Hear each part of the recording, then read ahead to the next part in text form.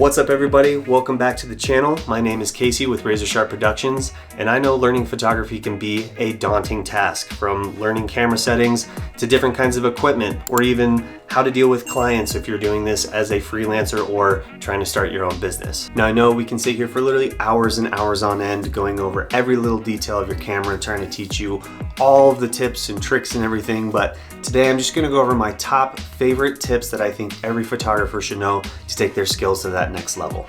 All right, let's hop right into it. Number one, priority modes. Now, if you look at the top of your camera, you're gonna see that little dial right next to the automatic mode. You're gonna see the letters M, S, A, and P. M stands for manual mode, which we're all trying to get to. A is for aperture priority mode, S is for shutter priority mode, and P is program mode. Now, I think this will be perfect for any beginner or even intermediate photographer trying to figure out their skills and trying to learn how shutter speed works, how f-stop works, how to get a good depth of field. Well, this is gonna help you because the camera is gonna help set the other parameters. So in shutter priority mode, all you can change is the shutter speed. So the camera is going to set the aperture and the ISO for you, so then all you have to focus on is how fast you want that shutter to open and close. Aperture priority mode is going to focus on the opposite. It's going to focus on your f-stop or your aperture number. Now this will be perfect if you're trying to figure out what your depth of field is, how your camera can work with that, the bokeh that your lens can produce. So this is a very good way to learn just very specific things within your camera. Program mode kind of gives you the best of both worlds. The camera will set both the shutter and the aperture of what it thinks it should be, but you actually get to change how bright or how dark it is, or the exposure of the final photo. Remember, your camera is guessing here, so you're gonna be the final judge on that. So this is where your artistic eye comes in, and you tell the camera exactly how you want your photos to be exposed. Again, working in any of these priority modes is just gonna help you figure out those little details and how to work with specific parts of your camera and how your camera can perform. All right, and number two, read the manual. I know everybody kind of wants to take that manual and toss it and just kind of learn as they go. I can't tell you how many times I have read through that manual and actually found some hidden features on these new cameras that I get, or pieces of equipment, whatever it could be. And I've actually learned a lot just by taking, 20, 30, 45 minutes to just look through, learn about all the things, where the new buttons are laid out. Maybe it has a new feature that you didn't know that the prior generations didn't have. So read the manual. It's super easy. At least just keep it. And if you have any questions, like I said, if you don't know what the P mode is, swipe in there and see the P mode, and it might have some special settings or priorities or different things that you can change, but you probably won't know that unless if you dig for hours and hours on YouTube and the internet, or you just read the manual. Just read the manual. It's so easy. I promise you it'll be worth it. And that takes us to number three, one of the biggest ones, eye strain. As photographers, we literally use our eyes for everything, to look at small screens, big screens. We look in tiny little viewfinders. We stare at, bright monitors all day long. So you gotta make sure that your eyes are doing okay. Make sure that you're taking breaks whenever you're working on a bunch of post-processing or editing photos or video. One little tip that I have, when you're looking through the viewfinder, a lot of people like to close one eye when they're looking through that. Eventually, if you're doing, a 4-hour shoot and you're shooting a wedding or an event or whatever, that's gonna wear down your eye, it's gonna wear down your face, it's gonna make this eye start to strain because you're trying to hold it open as well. So my tip is leave it open. Your brain knows that when you're looking through the viewfinder, all of your focus has to go there and everything else blurs out on the other side. So next time that you're shooting, just try and go up there and hold it. And I know when you're doing this, you're gonna see your eye moving around. I've had people compliment on it and being like, are you looking at me or are you looking in the camera? Just tell them it's so that my eyes don't hurt. I'm a photographer. I need my eyes. Talking about eyes, that's going to take me into my next tip. Tip number 4 is the viewfinder adjustments. So let's say you're out and about, you're shooting all your fun stuff, you're looking through the viewfinder, and when you take a picture in the viewfinder, it's all blurry, it's not in focus, but your camera, when you look at it on the back of the screen or you export the photo, it looks totally fine. Well, that could possibly mean that your viewfinder is out of focus. So how we change that is called the diopter wheel. The diopter wheel is on the side of your viewfinder. If you just move that forward or backwards, it's going to change where your viewfinder is sitting within the camera, and it'll actually bring it into focus. This is perfect for people who have to wear contacts or glasses when they shoot. If you're lending out your camera to other people, they might not have the same eyes and same vision as you, so that diopter wheel is actually going to help change that so everything is in focus. Now the best way to figure that out is if you look through the viewfinder and you look at the numbers or your exposure meter that's on the top or the bottom of the screen of your viewfinder. Once those are in focus and those are clear, crisp, and clean, that's how you know that your viewfinder is nice and in focus. Tip number 5.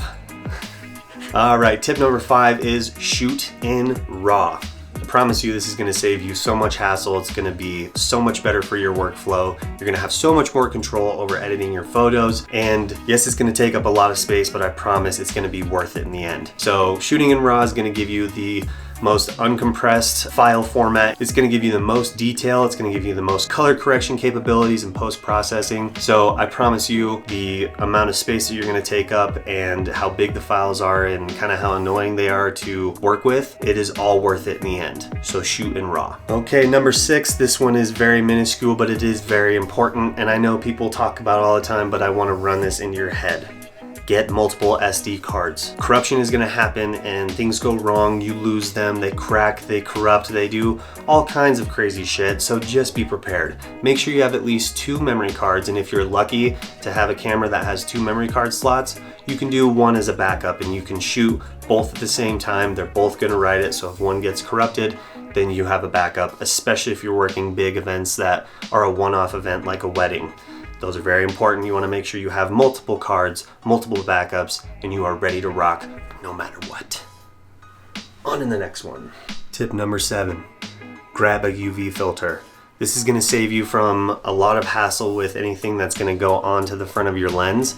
That glass is a very, very expensive and a very delicate piece of glass. Always just have a UV filter on there. It's going to save it from smudges, scratches, dust. If maybe you drop it, the first thing that's going to crack is this, not your lens. So it's going to save you money. They're usually only 60, 70 bucks, sometimes a little bit cheaper. Well worth the investment.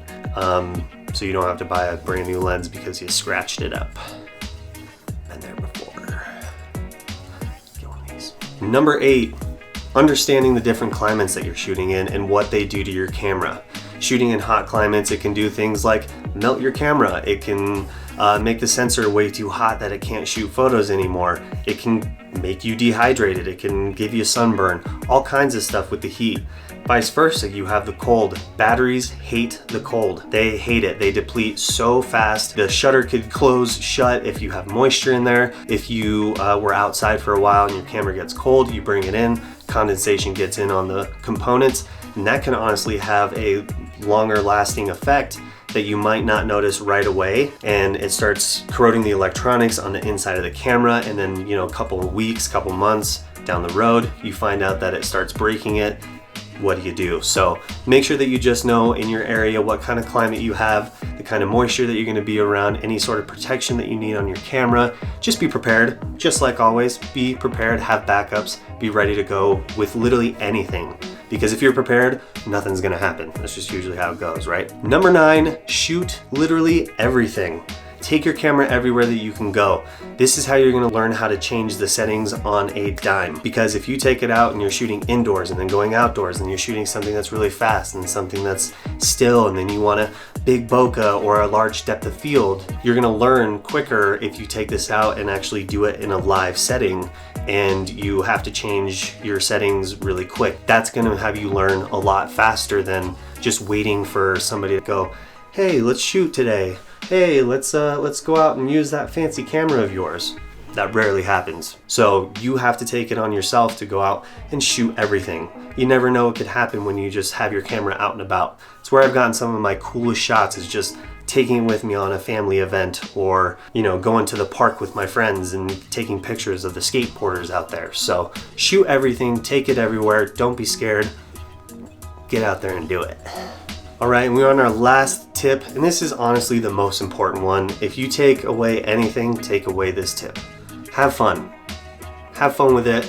This is an art form. This is showing your soul to the world. This is showing who you are and what you have inside of your head, your heart, your soul. So just have fun with it. Learn all that you can, but don't have that be the priority. Learn the simple stuff: shutter, aperture, ISO, white balance.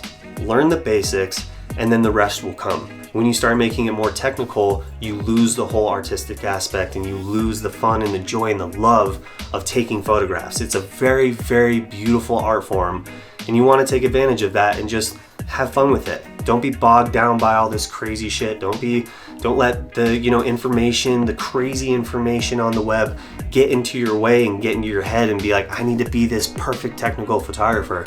No, just go take pictures. Go take pictures and have some fun. I hope you learned at least one or two things from me today, and I hope that takes you to the next level in your photography and just gives you a bigger insight on how to take the pictures that you want to take from your camera. There's a bunch of stuff going on out here, so I'm gonna get going. Hopefully I'll see you guys next week on Monday, 10 a.m. Mountain Standard Time. I'm gonna go take some pictures. And welcome back to see what aperture, your depth, take your photography to that next step.